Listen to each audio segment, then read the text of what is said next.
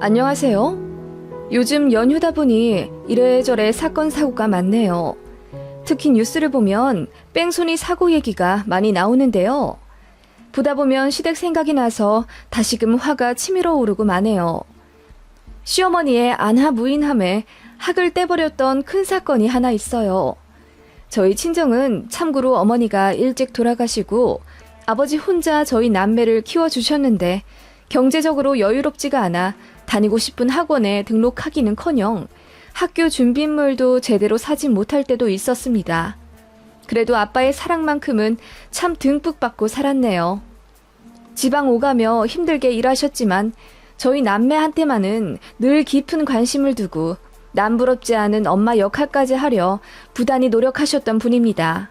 저희 남매는 남들 다 보일러 떼기 시작하는 시대에도 연탄으로 불을 때는 단칸방에서 살며 밥상 2개 놓고 공부해서 지역에서 이름 날리는 명문 고등학교에 입학했어요.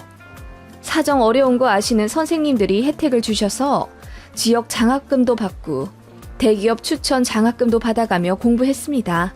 둘 다 공부에는 악바리 근성이 있었기에 남부럽지 않은 성적을 자랑했고 그 결과 둘 다 명문대에 진학하게 됐어요.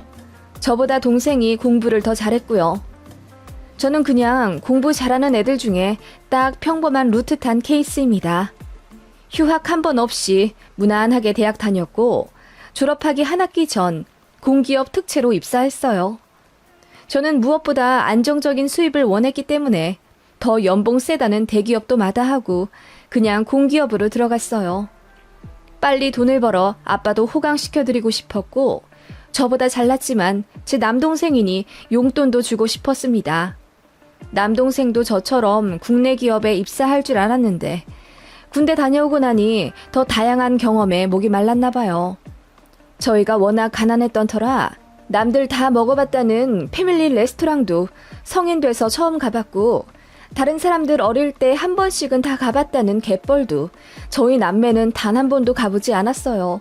이런 사소한 경험들이 부족했던 저희였고 특히나 제 남동생 같은 경우는 워낙 진취적인 성격이라 대학교 다니면서도 가외 알바해서 번 돈으로 틈틈이 여행 다니고 그랬어요. 저희 아버지는 저희 다 성인 되자마자 아버지 하시던 일이 술술 잘 풀려 마침내 가게 사정이 많이 좋아졌어요. 집도 매매하실 정도면 말 다 했죠. 저희 가족 셋 모두 드디어 빛을 보는구나 싶어 서로를 부둥켜 안고 눈물을 찔끔 흘린 적도 있습니다. 아무튼 그런 남동생이었고 졸업하자마자 진로를 많이 고민하더니 제 앞에서 이러더라고요. 누나, 나 뒤늦게 사춘기가 온 것 같아. 외국에 나가서 자유롭게 살아보고 싶어. 새로운 세상도 더 겪어보고 싶고 공부 말고 내가 잘할 수 있는 게 뭔지 궁금하기도 해. 나 대학 졸업하고 바로 취업 안 하고 싶어. 누나, 나 캐나다에 2년만 살다 올게. 그런 동생을 저는 단 한 번의 머뭇거림 없이 밀어주었습니다. 혹시라도 캐나다 가서 돈이 모자르면 언제든지 누나에게 말하라는 당부의 말과 함께 동생을 캐나다로 보냈죠. 제 동생은 워킹 홀리데이 비자로 캐나다 가서는 거기서 어학원 다니며 이 일 저 일 몸소 체험하고 돈도 벌고 그렇게 열심히 살더라고요. 제 동생은 아무래도 유학이 가고 싶었던 모양입니다. 그런데 집안 사정이 그리 좋지 않으니 꾹 참았던 것 같고요. 그런 남동생이 저는 너무너무 대견했어요. 타양살이 하면서 돈은 또 얼마나 야무지게 모으는지 거기서 중고차도 하나 사서 끌고 다니더라고요. 워킹 홀리데이 가서 그렇게 차 끌고 다니는 사람이 많지가 않거든요. 제 동생은 그렇게 뽑은 중고차로 남은 기간 열심히 캐나다 이곳저곳을 누벼가며 많은 경험을 마음에 담고자 했습니다. 그렇게 귀국하기 3개월 전 이를 관두고 캐나다 전국 여행을 시작하겠다고 했던 동생은 심각한 사고를 당해 일찍 귀국하게 됐어요. 바로 뺑소니였어요. 캐나다의 모 시골 마을에 갔던 남동생은 한밤중에 어느 국도에서 음주로 추정되는 어느 차와 정면으로 충돌했다고 하더라고요. 그 차는 바로 도망갔지만 몇 킬로 떨어지지 않은 곳에서 빈 차로 발견됐대요. 차 안에는 독한 위스키 병들이 잔뜩 나뒹굴어져 있었고요. 제 동생은 셀 수도 없는 골절과 소장 파열, 그리고 머리에 피가 고인 상태로 의식을 잃은 채 병원에 실려가게 됐대요. 회사에 급하게 휴가 내고 캐나다에 건너갔더니 시체처럼 온몸에 붕대를 칭칭 감고 죽은 듯 누워있는 제 동생이 있었습니다. 그렇게 동생은 일주일 정도 후에 겨우 깨어났지만 심각한 사고 후유증으로 반년 정도 캐나다 병원에 입원해 치료를 받았어요. 아버지께는 최대한 미루고 미루다 동생 상태 좀 괜찮아졌을 때 알렸고요. 아무튼 그렇게 돌아온 남동생은 잘 걷지도 못했고 무엇보다 말이 어눌해졌어요. 사고 나면서 턱관절 쪽이랑 혀 부분도 다쳤거든요. 그런 신체적인 상해도 있었고 정신적으로도 많이 약해지고 말았습니다. 명문대를 나와 꿈이 많던 한 청년은 그렇게 한순간의 사고로 장애를 갖게 됐으니까요. 제 동생을 그렇게 만든 범인은 결국 잡히지 않았어요. 캐나다 경찰로부터 연락이 왔는데 상대 차가 도난차였고 어떤 지문도 검출되지 않았다네요.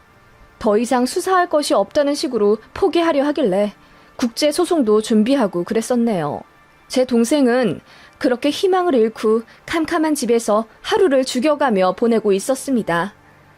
그래도 저랑 아빠가 남동생을 밖으로 이끌고자 노력을 많이 했고 그 결과 동생은 다시 운전도 하고 운동도 하며 웃음을 희미하게 되찾긴 했지만 솔직히 어떤 직업을 갖는다는 건 시기상조였어요. 다시 이것저것 공부도 하고 그렇게 노력했지만 사실 남동생에게는 너무 더딘 걸음이었죠. 그런 동생이 있다는 걸 알고서도 저희 곁에서 묵묵히 함께 해준 남자가 있었습니다. 그게 바로 지금의 남편이고요. 시댁의 거센 반대를 무릅쓰고 결국 결혼했습니다. 맞아요. 죄송했죠. 솔직히 말해 남동생은 장애인이고 나이가 30인데도 불구하고 취직도 안 한 상태였으니까요. 제 남동생이 명문대를 나오고 머리가 비상한 반짝반짝한 청년이라는 사실을 제 남편만이 알아주고 인정해 주었습니다. 그것만으로도 너무 고맙더라고요. 시댁에서는 대놓고 무시하고 싫어하며 아니, 사돈 총각은 아직도 취직을 안 하고 있는 거야? 30이 40 되고 40이 50 되는 거야. 그러다 평생 네 동생한테 용돈 주며 살겠다. 우리 아들만 불쌍하지. 어쩌다 이런 하자 있는 집구석 딸내미가 좋다고 데려와서는 처남까지 먹여 살려야 돼? 라고 정말 심한 말로 상처 주시더라고요. 물론 처음엔 이렇게까진 안 하셨어요. 저를 흘겨보시고 따스한 웃음 한번 주신 적은 없지만 그래도 제 동생에 대해 심한 말을 하시진 않았습니다.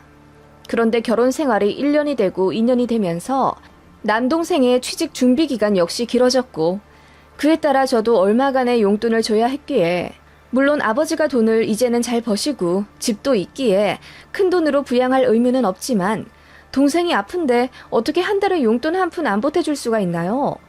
비단 제 동생 같은 기구한 가족이 아니더라도 용돈 10에서 20만 원 정도는 당연히 보태줄 수가 있잖아요. 게다가 시댁에도 다달이 50만 원씩 이미 드리고 있는데요.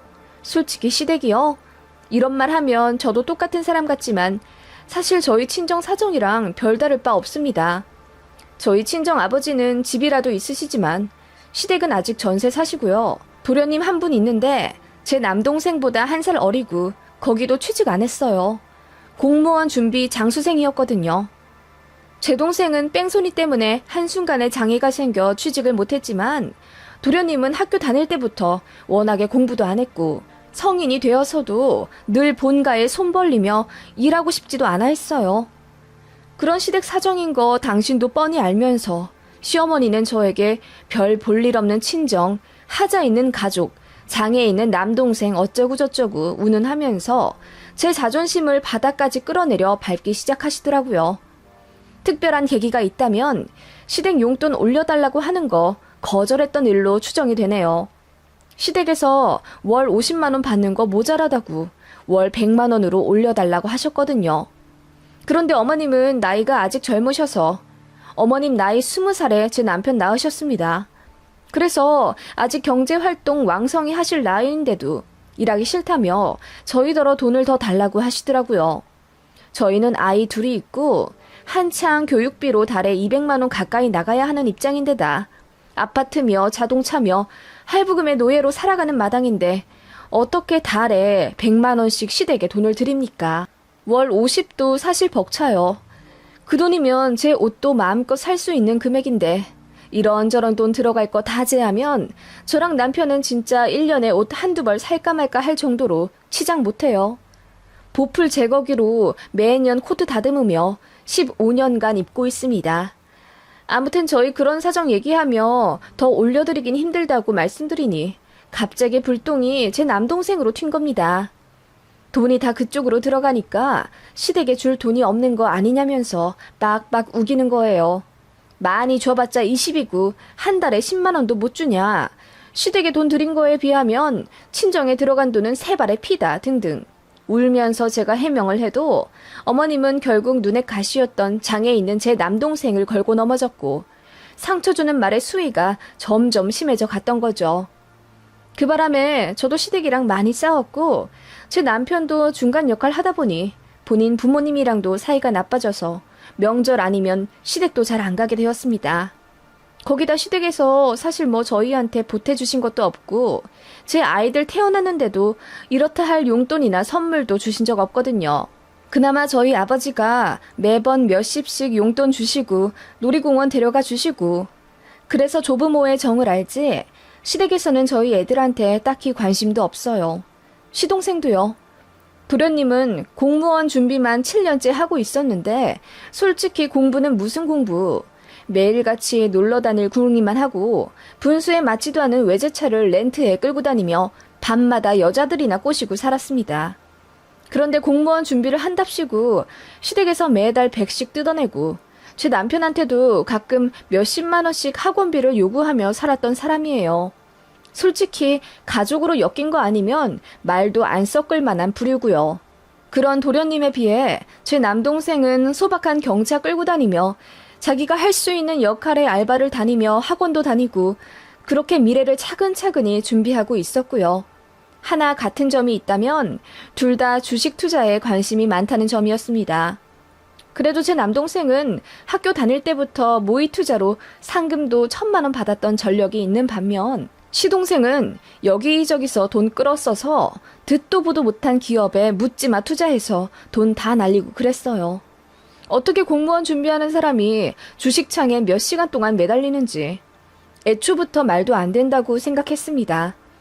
공무원 시험에 합격할 만한 끈기도 없는데 그냥 맘껏 놀고 싶으니까 시험 준비한다는 명분 앞세워 일 안 하고 있는 거죠. 제가 보기엔 처음부터 가망이 없었는데 어머님은 둘째 아들이 하면 또 잘한다면서 끝까지 편들고 감싸더라고요. 둘 다 나이도 비슷한데 참 서로 너무나 다른 모습을 보면 기분이 이상해지더라고요. 아무튼 그런 도련님이 어느 날 대형 사고를, 말 그대로 사고를 쳤더라고요. 번화가에서 술을 먹었는데 여자 앞이라 가오 세운답시고 대리를 안 부르고 직접 운전대를 잡았나 봐요. 그렇게 집에 오다가 길을 잘못 들어 고속도로로 빠졌고 집에 돌아오려고 이리저리 다니다 시골길에 들어섰나 보더라고요. 그리고 거기서 할아버지 한 분을 못 보고 그대로 쳤고 깜짝 놀란 도련님이 그 길로 도망쳐 왔대요. 그렇게 새벽에 집에 들어온 도련님은 귀신 씌운 듯 얼이 빠져 아무 말도 못하고 거실에 앉아 있었고 이상하다 싶은 시부모님이 다그쳐 물으니 그제야 뺑소니 친 걸 이실직고 한 거죠. 바로 저희 부부까지 호출당해 시댁 와보라고 난리였습니다. 저까지 자초지종을 듣고 나니 진짜 열이 받아 미치겠더라고요. 빨리 신고 안 하고 왜 여기 이렇게 앉아만 계세요? 이럴수록 형량만 길어진다고요. 차에 치인 할아버지 걱정은 안 되세요? 죽었을지도 모르잖아요. 날도 추운데 길에 계속 계시다간 너는 뭔 소리를 하고 있는 거니? 어디서 경솔하게 신고 운운하고 난리야. 어떻게 해야 우리 막내가 무사히 이 일을 넘어갈지 그거 고민해보자고 니들 부른 거다. 시어머니는 그렇게 사건을 은폐하려고 하시더라고요. 아버님은 착잡한 얼굴로 담배만 연신 피우러 나가셨고요. 저희 부부는 도련님에게 이제 수사 들어가면 잡히는 건 시간 문제다. CCTV에 다 찍혔을 텐데 왜 도망쳐 왔냐? 라고 빨리 자수하라고 화를 내고 다그쳐보기도 했지만 도련님은 묵묵부답 고개만 숙이고 있더라고요. 그러다가 슬그머니 하는 말이 제가 오면서 다 둘러봤는데 CCTV는 없었어요. 거기가 외진 시골이라. 그 할아버지 치고 나니 술이 확 깨더라고요. 그래서 둘러봤죠. 동네에 차가 한두 대 세워져 있긴 했는데 보니까 차마다 블랙박스도 없었고요. 그냥 이대로 가만히 버티고 있는 것도 나쁘진 않. 저랑 남편은 그게 무슨 말도 안 되는 소리냐며 방방 뛰었고 그 모습을 눈물을 흘리며 보던 시어머니가 이를 어쩌냐며 발만 동동 구르고 안절부절 못하더니 죽어도 막내는 빨간 줄 그을 수 없다며 막 우시더라고요. 급기야 뺑소니 그거 잡지도 못하잖니. 너도 길 가면서 현수막 많이 봤잖아. 며칠 몇 시에 사고 난 장면 목격하신 분 찾는다면서. 우리 막내가 낸 사고도 그렇게 묻힐 수도 있는 거고. 어머님, 그러다 도련님 형량만 더 늘어요. 언젠가는 잡힌다고요. 네 동생 친 범인도 여태 안 잡혔잖니? 어머님이 소리치듯 한 그 말에 순간 말문이 막히더군요. 남편이 나서서 무슨 말 같지도 않은 소리를 하냐며 언성을 높였고 어머님은 갑자기 무언가 생각났다는 듯 며느라, 사돈총각 운전을 한다고 했지? 라고 물으시더군요. 그렇다고 말하니 갑자기 안도의 한숨을 쉬시더니 제 손을 잡으면서 내가 생각하기에는 사람 인생은 각자 다르고 또 갈 길이 정해져 있는 것 같아. 내가 사돈총각한테 정말 큰 빚 졌다고 생각하고 정말 잘할 테니까 눈 딱 감고 이 시애미 부탁 하나만 드려주련? 라고 하시더군요. 무슨 말씀이냐고 여쭈으니 어차피 우리 사돈총각은 이제 취직할 가능성도 없고 솔직히 이제 가족한테 도움받아 살아야 할 사람이잖니. 우리 막내는 공무원 시험 준비하는 몸 건강한 앞길 창창한 애고 우리 막내가 잘못 저지른 건 천부당 만부당한 일이지만 솔직히 재수가 너무 없기도 했잖아. 네? 그래서요? 어머님, 무슨 말씀을 하시려는 거예요? 사돈총각이 이번 한 번만, 딱 한 번만 우리 막내 대신 조사 좀 받아주면 안 될까? 지금 바로 자수하러 들어가면 니들 말대로 형량이 높진 않을 거라면서. 네? 어머님, 지금 그걸 말이라고 하세요? 아니 만약에 도련님이 친 할아버지가 돌아가시기라도 하면요? 제 동생 그러면 깜빵에서 수십 년 살아야 할지도 몰라요. 그런 거 생각을 하고 말씀을 하시는 거예요? 제가 시어머니한테 고래고래 소리를 지르며 따지자 어머님이 눈물을 펑펑 쏟으며 그러면 당장 막내가 깜빵 들어가게 생겼는데 어떻게 하냐며 제 손을 붙잡고는 비시더라고요. 너밖에 없다. 네가 우리 집안 살려줄 유일한 빛이다. 제발 한 번만 도와주면 안 되겠니? 사돈총각이 우리의 차 빌렸다가 운전 미숙으로 사고 낸 거라고 하면 되지. 술도 안 먹었다고 하고 우리 막내는 술 먹은 카드 기록도 있고 그래서 안 되지만 사돈총각은 아니잖아.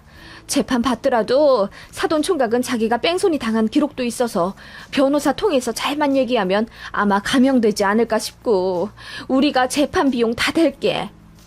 네? 뭐라고요? 너도 내가 네 동생 얘기로 구박할 때마다 서러웠잖니. 이제 다시는 사돈총각 무시하지 않을게. 아니, 우리가 먹여 살릴게.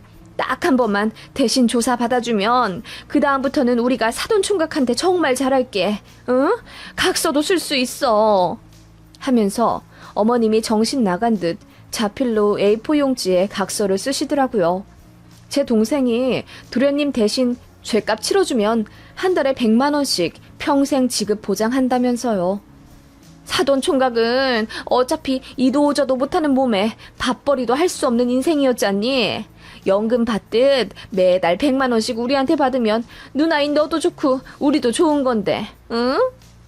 자기 아들이 깜빵 들어가게 생긴 마당에 제정신 아닐 수 없겠지만 어머님은 정말 미쳤다 싶더군요. 그 와중에 시동생은 뭘 잘했다고 고개를 끄덕거리며 어머님 말씀에 동조하고 있었고요. 그 모습 보니 제 동생을 쳐버린 악마 같은 뺑소니범이 생각나 분노를 참을 수 없었습니다. 아무것도 눈에 보이지 않더군요. 어머님께 알겠다고 했습니다. 괜찮은 조건이니 받아들이겠다면서요. 그랬더니 어머님이랑 도련님이 환하게 웃으며 이제 됐다고 웃으시더군요. 그 종이를 빼앗듯 구겨가지고 밖으로 나오니 남편이 허옇게 질린 얼굴로 지금 뭐 하자는 거냐고 저를 막더군요. 그래서 경찰서 간다고 했습니다. 정말 우리 처남한테 대신 뒤집어 씌우려고? 당신 제정신이야? 아무리 내 동생이라지만 나는 그 꼴 못 봐. 그리고 이거 걸리면 전부 다 망하는 거야. 왜 다 망해? 망해도 당신 동생만 망하는 거지. 나 경찰서 가서 당신 동생이 사고 냈다고 신고하러 갈 거야. 사건 은폐하고 범인 조작하려 했던 이 증거까지 제출하려고. 당신한테 미안하지만 나 당신 어머니랑 동생 용서할 수가 없어. 하면서 저는 그대로 경찰서로 갔습니다. 그때는 정말 남편이고 뭐고 눈에 뵈는 거 없었고, 혹여나 남편이 이 일로 저에게 너무하다 어쩐다 그럴 경우 이혼까지 불사할 생각이었죠. 그렇게 제 신고 들어가자마자 경찰들이 시댁에 들이닥쳐서 도련님을 바로 검거했어요. 시어머니가 뒤로 넘어가고 난리가 나더라고요. 그러더니 저보고 천하의 미친년, 못된 년이라면서 쌍욕을 하더군요. 그것도 얼마 못 갔죠. 어머님도 경찰에 잡혀가셨거든요. 친족 범행 은폐 시도도 벌 받아야 하는 죄니까요. 어머님이 쓰신 각서는 딱히 효력도 없고 실제로 이행하려는 행동도 없었기 때문에 조사 정도만 받고 풀려나셨지만 도련님은 바로 구속되었어요. 진짜 다행히 그 뺑소니 사고 당하신 할아버지는 경상이시긴 했지만 도련님은 음주 뺑소니라는 중죄에 해당되었기 때문에 집행유예 없이 5년 실형 살게 되었어요. 다행히 할아버지께서 많이 다치진 않으셨고 선처를 요구해 주셨기 때문에 그런 점 감안해서 5년이더라고요. 만약에 시동생이 바로 자수했으면 어쩌면 집행유예 받고 풀려날 수도 있는 상황이었죠. 더 운 좋게 해결됐다면 아마 할아버지랑 합의 보고 끝낼 수도 있었고요. 시어머니랑 시동생의 못된 심보가 저를 건드려서 결국 이 사단이 난 거죠. 저는 시동생이 자수하길 원했습니다. 그런데 시어머니가 제 동생더러 이미 망한 인생이니 깜빵 갔다 오는 게 큰 상관 있겠냐는 식으로 함부로 입만 놀리지 않았으면 저도 제 발로 경찰서에 가진 않았을 텐데요. 도련님은 그래서 아직도 교도소에 있고 형 살고 나와도 공무원 시험? 당치도 않습니다. 자격도 없고 이미 빨간 줄 그어진 마당에 어디 가서 뭘 하고 살겠습니까? 시어머니는 저한테 어떻게 자기의 막내 아들 앞길을 이렇게 막아놓을 수가 있냐며 난리를 쳤고 저도 같이 맞서 싸웠어요. 누가 누구더러 망한 인생이래요? 안 그래도 큰 상처 겪은 사돈총각한테 뭐라고요? 뺑소니 죄를 뒤집어 쓰라고요? 어머님, 선을 넘어도 한참 넘으셨던 거 아시죠? 도련님만 귀한 자식이 아니에요. 내 동생도 세상에 하나밖에 없는 귀한 내 동생이자 누군가의 아들이라고요. 벌 받을 짓 했으면 벌 받으라고 하세요. 시댁이랑은 그 길로 연 끊었어요. 남편이랑도 사실 몇 개월 어색하긴 했어요. 남편도 아무리 머리로는 제가 한 행동이 옳다는 걸 알지만 자기 동생을 신고한 와이프 얼굴 보기가 딱히 유쾌하진 않겠죠. 저 역시 그랬고요. 그래도 저더러 너무하다는 둥에 원망은 안 하더라고요. 저더러 그런 모진 소리 듣게 해서 미안하다고 사과했고요. 저도 일이 이렇게 돼서 미안하다고 했어요. 남편은 어차피 벌어질 일이니 그냥 있고 저희끼리 잘 살자고 했고요. 저희는 시모가 찾아올까봐 바로 이사했고요. 서류 때도 저희 집 주소 안 나오게 남편이 행정 처리 잘했습니다. 전화번호도 싹 바꾸었고요. 제 동생은 이 일 전혀 몰라요. 제가 입도 뻥긋 안 했거든요. 제 동생의 인생은 전혀 망하지 않았고 잠시 천천히 걸어가는 거라고 믿어 의심치 않았습니다. 그래서 시모의 말에 더 분노가 치밀어 올랐던 거고요.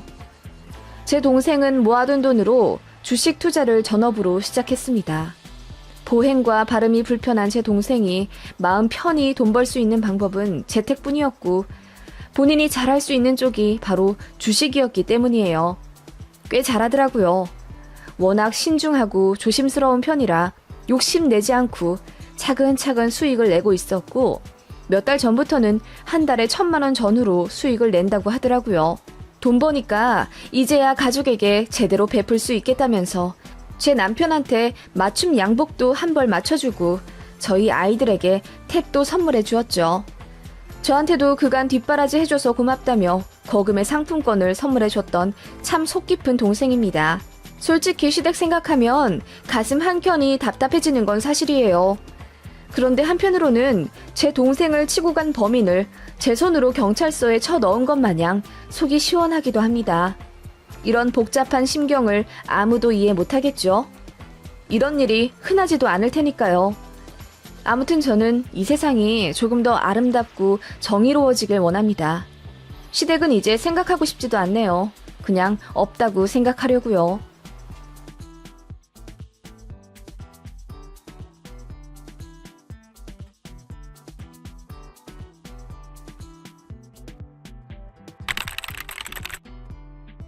안녕하세요. 저는 30대 초반 여자입니다. 소방 공무원이고 집은 오피스텔 자가에서 살고 있어요. 여기까지만 말하면 뭔가 인생에 별로 굴곡이 없어 보이는 평탄한 삶 같겠지만 저는 사실 돌싱입니다. 2년 전쯤 이혼을 했었어요. 다 지나간 일이라 웬만하면 다시 상기하진 않지만 오늘 치과에 다녀오니 예전 시어머니가 생각이 나서요. 갑자기 웃음이 터져 나오는 통에 치과 체어에서 한참을 웃었답니다. 그래서 치위생사가 왜 웃으시냐고 저에게 물어보길래 저는 금리만 보면 예전 시모가 생각난다며 그때 사건을 얘기해주니 치위생사도 깔깔 웃더라고요. 그러면서 너무 이혼 잘했다고 요즘은 이혼할 때 축하 파티도 한다고 하면서 그지 같은 소굴에서 잘 나왔다고 하더군요. 오늘 갑자기 그 일이 생각나 글을 한번 써보려 합니다. 전 남편이랑은 사이가 나쁘지 않았어요. 소개팅으로 만난 사이였지만 서로 첫눈에 반해서 그날 바로 애프터해서 사귈 정도로 불같이 연애했습니다. 전 남편 자체는 솔직히 큰 하자가 없어 보였어요. 직렬만 다른 같은 공무원이었고 키도 크고 호감형 외모에 노래도 꽤 잘해서 사람들이 장난삼아 요즘 트로트 남자 가수들이 대세인데 한번 데뷔해보라고 할 정도였습니다. 끼도 많고 성격도 성실하면서 시원시원했던 그는 제 마음을 다 가져가기에 충분한 매력을 가지고 있었죠. 자연스럽게 결혼 얘기도 나왔고 양가 어른들과 식사도 하는 자리를 가졌었는데 솔직히 말하면 힌트는 다 있었던 것 같아요. 시어머니 자리가 진짜 이상했었거든요. 첫 인사 자리인데 1시간을 늦으시는 거예요. 계속 안 오시길래 남편이 전화를 걸었더니 배고프면 먼저 시켜 먹으라고 하시더군요. 그 말 듣고 시장했던 남편이 바로 식사를 먼저 시켰어요. 하긴 퇴근하고 아무것도 안 먹은 상태에 1시간이 넘도록 음식 냄새 맡으며 식당에서 기다리고 있는 게 곤욕이긴 했어요. 제가 조금 더 기다려보지 않겠냐고 남편에게 물어봤더니 괜찮다면서 그냥 음식을 시키대요. 그렇게 나온 요리를 한 젓가락 먹었을까? 어머님이 오시더라고요. 그러더니 아니, 시키랬다고 정말 시켰어? 내가 진짜 어이가 없어서? 라고 하시며 길길이 날뛰고 화를 내시더니 다시 돌아가시는 거예요. 제가 황당해서 어머님을 잡으러 뛰쳐나갔더니 어머님이 저를 확 째려보시며 제가 어떻게 나올지 궁금해서 일부러 지켜봤다는 거예요. 어떻게 어른이 오실 때까지 기다리지도 않고 홀랑 밥을 시켜먹니? 어머님, 그게 아니라요. 제가 조금 더 기다려보자고 했는데 재원 씨가 배가 고프다고 괜찮다고 하길래. 그래도 네가 계속 말렸어야지. 미안하지만 넌 우리 집 며느리로 들어올 자격이 없다. 하시면서 휙 나가시더군요. 너무 벙쪄서 제가 그 자리에 얼음이 되었었고 뒤늦게 상황 파악한 남편이 헐레벌떡 어머님께 따지러 갔지만 이미 택시 타고 자리를 뜨신 상태였어요. 저는 그날 헤어질 생각이었습니다. 그런 예의 없는 어른은 본 적도 없고 심지어 제 시어머니가 되실 거라고 생각하니 눈앞이 캄캄해지더군요. 솔직히 말해서 전 남편을 너무너무 사랑했기에 헤어질 용기가 나지 않았던 건 사실입니다. 그래도 마음 굳게 먹고 이별을 구했더니 남편이 저희 집에 찾아와 울고불고 난리치며 자기 엄마랑 연 끊겠다고 앞으로 얼굴 보고 안 살겠다고 하면서 저 놓치기 싫다고 손이 발이 되도록 싹싹 빌더군요. 한 달 동안 6kg이나 빠질 정도로 전 남편은 많이 힘들어했고 그 모습에 저도 마음이 흔들려 다시 만났어요. 물론 만약 다시 결혼 얘기가 나오게 된다면 어머님이랑은 최소한의 접촉을 하겠다. 그리고 어머님이 말도 안 되는 행동으로 나를 힘들게 하면 반드시 중간에서 막아주어야 한다는 조건을 걸고 결혼을 전제로 다시 만났습니다. 지금 생각하면 그놈의 사랑이 뭐길래 제 과거의 모습이 한심스럽긴 했지만 누구나 흑역사 하나쯤은 있잖아요. 그때는 그 남자가 저도 너무 좋았습니다. 어쨌든 본인 어머니랑 연을 끊겠다고까지 하니 흔들릴 수밖에요. 그렇게 다시 만나게 되었고 또 자연스럽게 결혼 얘기가 오갔습니다. 저는 진짜 앞으로 어머님이랑 안 보는 줄 알았어요. 제가 너무 순진했던 거죠. 그렇게 날 잡고 예식장 예약하고 신행 계약하고 뭐 하면서 뒤로 물을 수 없는 상황이 되니까 드디어 시어머니가 나타나시더군요. 벼르고 있었다는 듯이요. 예물 예단은 서로 하지 않기로 약속했는데 갑자기 연락을 하셔서는 아무리 니들끼리 하는 결혼이라지만 해야 할 건 해야지. 반상기랑 은수저 좋은 걸로 해다 보내라. 하시더군요. 너무 황당했고 또 당황스러웠습니다. 남자에게 말했더니 본인도 말릴 만큼 말려봤는데 더는 안 되겠다면서 이제 어머님이 이것저것 관여하고 싶어 하신다고 이제와 딴 말을 하더군요. 그게 결혼식 한 달 전 일이었죠. 청첩장 다 돌리고 올 손님들한테 식사 대접 다 하고 신혼집도 구해서 며칠 뒤면 가전 가구 다 들어오는데요. 제가 진짜 바보 같았던 거죠. 뒤늦게 남편에게 따지며 어머님이 나한테 연락할 일 이제 없을 거라며 1년에 한두 번 명절 때 식사만 하면 된다면서 이게 뭐야? 라고 했더니 본인도 난감해하면서 그건 그렇지만 그래도 내 엄마인데 어떡해. 자기가 좀 참아주라. 우리 결혼식 얼마 안 남았는데 이제 와 파혼할 거야? 내가 더 잘할게. 응? 하면서 저더러 참고 넘어가 주길 바랬죠. 친정에서 노발대발 난리를 치셨지만 솔직히 말해서 발등에 불 떨어진 시기에 모든 걸 뒤엎고 파혼을 외칠 자신이 저는 없었던 것 같아요. 게다가 좁디 좁은 공무원 세계에서 이러쿵저러쿵 말 나오는 것도 끔찍했고요. 결국 별 소득 없이 결혼 진행을 쭉 하게 됐죠. 다만 저도 화가 난 터라 어머님께 시시때때로 할 말 다 하며 때로는 대들기도 했습니다. 예물 예단 안 하기로 했으니까 하지 않겠다고 선언했고 어머님은 당황해 하셨지만 그래도 당신께서는 며느리한테 꼭 금부치는 주고 싶었다며 저에게 약 200만 원 상당의 목걸이 세트를 주시더라고요. 일단 받긴 받았습니다. 저는 어머님이 저한테 미안한 감정이 있어서 사과의 뜻으로 주시는 건 줄 알았습니다. 그게 악어의 눈물일 줄은 꿈에도 모른 채 말이에요. 그렇게 찜찜한 결혼을 하긴 했지만 솔직히 남편과의 결혼 생활은 나쁘지 않았습니다. 제가 많이 좋아한 사람이기도 했고 저 역시 결혼을 정말 하고 싶어 했던 여자였으니까요. 신혼집 꾸미는 재미도 좋았고 잘난 남편이랑 결혼에 꼴이냈다고 저를 부러워하는 친구들 앞에서 어깨도 으쓱했습니다. 결혼하고 나니 예전보다 안정적인 느낌도 들었고요. 같은 목표를 향해 함께 살아간다는 동반자가 생겼다는 점이 참 행복했어요. 다만 시댁 때문에 자꾸 다투게 되더라고요. 남편은 저를 잡을 때는 시댁이랑 연 끊고 살아도 된다고 호언장담했지만 막상 결혼하고 나니 피곤한 일에 손을 떼고 싶어 하더라고요.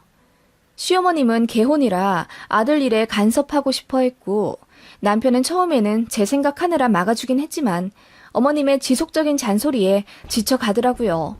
그러면서 저만 참아주면 되는데 아직도 결혼 전 일에 꽁에 있다며 제 탓으로 돌리기 시작했습니다. 저는 너무 억울했지만 어느새 남편은 지 부모 편이 되어 있었고 자기는 어쩔 수 없는 아들이라면서 제가 양보하고 시어머니께 굽혀주길 원했습니다. 어머님은 저에게 안부 전화를 끊임없이 요구하셨고 저는 일도 바쁜데다 굳이 할 말도 없는데 하고 싶지 않아서 버텼거든요.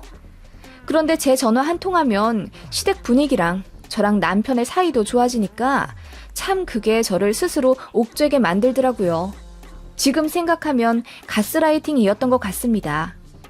어쨌든 저만 숙이고 들어가면 어머님도 더 이상 남편한테 잔소리 전화도 안 했고 이래저래 얼굴 붉힐 일이 없었으니까요. 자연스럽게 시댁에 왕래하게 됐고 저는 어느 순간 다 체념하고 보통의 며느리가 되어 시어머니께 안부 전화 드리고 한 달에 한두 번씩 시댁 내려가서 일 도와드리고 그러고 있었습니다. 시집살이 당연히 있었죠. 저 올 때까지 설거지 안 하고 잔뜩 쌓아놓은 채 기다리셨다던가? 남편이랑 저랑 둘 다 당직 근무하고 시댁 가는 건데도 저한테만 일을 시키며 당신 아들은 방에서 꿀잠 자게 만든다거나 솔직히 예상하지 못한 건 아니었습니다. 그래도 남의 눈이라는 게 뭔지 저도 SNS에 행복한 척 결혼 생활 올리는 흔한 여자가 되었고 그렇게 제가 구축한 저의 이미지를 깨부시고 싶지 않았던 것 같아요. 그리고 어떻게 한 결혼인데 이제와 이혼하는 것도 말이 안 된다고 생각했고 어쨌든 저 하나만 참으면 모든 것이 문제없는 분위기도 사실이었습니다. 어머님은 저에게 이것저것 잔심부름도 징그럽게 많이 시키셨어요. 홈쇼핑 보다가 뭐 사고 싶은 게 생기면 TV에 나오는 전화로 안 것이고 저에게 연락을 하셔서는 이거 사달라 저거 사달라 난리도 아니었습니다. 나중에 돈 줄 테니 이번은 제가 결제해서 사달라고 해놓고는 돈 입금해주신 적 한 번도 없습니다. 그리고 치과 치료는 왜 그렇게 자주 가시는지 얘기 들어보니 결혼 전에 가셨어야 했는데 꾹 참으신 것 같더라고요. 임플란트 할 것도 미리 다 뽑아 놓으셔놓고는 수술은 안 하고 버티시다가 아들네 결혼하고 나니 이 심어야 한다면서 저희더러 500만 원 달라고 하시더군요. 그리고 저한테는 따로 전화를 하셔서는 충치가 생겨서 아무것도 못 먹겠다며 저더러 CM이 장사 치르고 싶지 않으면 빨리 금리해달라 하시더군요. 말을 해도 꼭 그렇게 극단적으로 하셨습니다. 제가 알기로 시댁은 지방에 3층짜리 건물도 있고 아버님도 공무원 연금 받아서 여유가 있으신 걸로 알고 있는데 아들네 결혼했다고 완전 기대려 하시더군요. 정작 저희는 대출금 때문에 허리띠 졸라매며 살고 있었는데 말입니다. 아무튼 어머님은 시어미 금리 정도는 네가 해줄 수 있지 않니? 내가 너 결혼할 때 폐물 준 거는 까맣게 잊어버린 거야? 하시며 자꾸 예전에 주셨던 금목걸이 얘기를 하시는 거예요. 제가 참다 못해서 어머님 그거 다시 돌려드릴게요. 그걸로 어머님 치과 치료 받으세요. 라고 했더니 그래도 그게 아니라면서 병원 오가는 건 며느리가 수발 들어야 한다고 저더러 치과에 같이 가달라고 하시더군요. 이제야 알겠더라고요. 어머님은 단순 돈이 아니라 그냥 며느리를 부려먹고 싶으셨던 거죠. 너무 스트레스 받았지만 결국 어머님 모시고 치과 오가며 충치 치료해드렸고 금리 2개 씌워드렸습니다. 그때 140만 원인가 쓴 것 같네요. 그렇게 시어머니 때문에 너무 힘들어서 남편이랑 몇 번 싸우기도 했지만 남편은 싸운 다음 날이면 엄청 큰 장미 꽃다발을 주면서 미안하다고 사과했어요. 그리고 며칠 동안 제 기분 맞추며 집안일 다 하고 저녁밥도 차려서 저한테 대령해주고 아무튼 처세 하나는 끝내주던 사람입니다. 그렇게 한 1년 반 정도 결혼 생활을 했을까? 정말 당황스럽게도 남편이 바람이 났더군요. 같은 사무실 20살짜리 계약직 여자애랑요. 그 사실도 남편 아는 사람한테 제보받아서 알게 됐어요. 남편은 정말 치밀한 사람이라 저한테 들키지 않으려 폰을 2개 갖고 다니고 있었고 매달 시댁에 용돈 드리는 척 하면서 한 달에 30만 원 정도 시부모님 통장으로 입금을 했는데 알고 보니 그 통장 자체를 남편이 갖고 있었고 체크카드 발급받아 그걸로 불륜하는 데 쓰고 있더라고요. 그야말로 하늘이 노랗게 보이더군요. 정신이 까마득해져 버렸습니다. 어떻게 결혼 2년도 안 되어 바람이 날 수가 있지? 싶은 생각에 눈물도 안 날 정도로 충격이었습니다. 눈이 뒤집혀서 그 길로 남편 머리를 쥐어 잡아 뜯어버렸고 그 불륜 상대 기집애한테 찾아가 뺨도 때렸어요. 그리고 시댁에도 당연히 말했죠. 처음에는 우리 아들이 그럴 리가 없다면서 발뺌하더니 나중에는 20살짜리랑 바람이 난 거면은 그냥 한순간의 감정이다. 그냥 호기심에 그랬을 거야. 네가 이해 좀 해주라. 하며 또 저더러 조용히 넘어가길 종용하시더군요. 그러면서 너만 참고 넘어가주면 우리 아들도 이제 너한테 더 잘할 거다. 집안일도 빡시게 하라고 내가 그리 일러둘게. 너한테도 잘하고 우리도 이제 너 쓸데없는 일로 부르지도 않겠다. 너 피곤할 일 없게 만들 테니까 그냥 너도 이게 앞으로 결혼 생활 편하게 할 수 있는 기회라고 생각하고 넘어가 주렴. 라고 하시길래 네? 또 저만 참고 넘어가면 되는 일이라고요? 이게 기회라고요? 어머님은 진짜 해도 너무 하시는 거 아니에요? 라고 따졌더니 어머님이 얼굴이 벌개지시며 남자가 그럴 수도 있는 거지. 그리고 말이 나와서 하는 말이지만 니들 애도 안 가진 신혼인데 남자가 벌써 바람이 난 거면은 멍청한 부인 잘못 아니겠니? 네가 어떻게 하길래 남자가 바람이 나. 여부처럼 굴진 못할 망정 매사 땡땡거리며 손에 한 푼 안 보려고 하니까 우리 아들이 바람이 나는 거 아니야. 하시며 저에게 윽박 지르시더라고요. 그러더니 이혼할 거면 하라며 자기는 돈 한 푼 안 줄 거라고 큰 소리를 되려치시고는 잠수를 타시더군요. 남편은 그 여자애랑 깨끗하게 끝냈고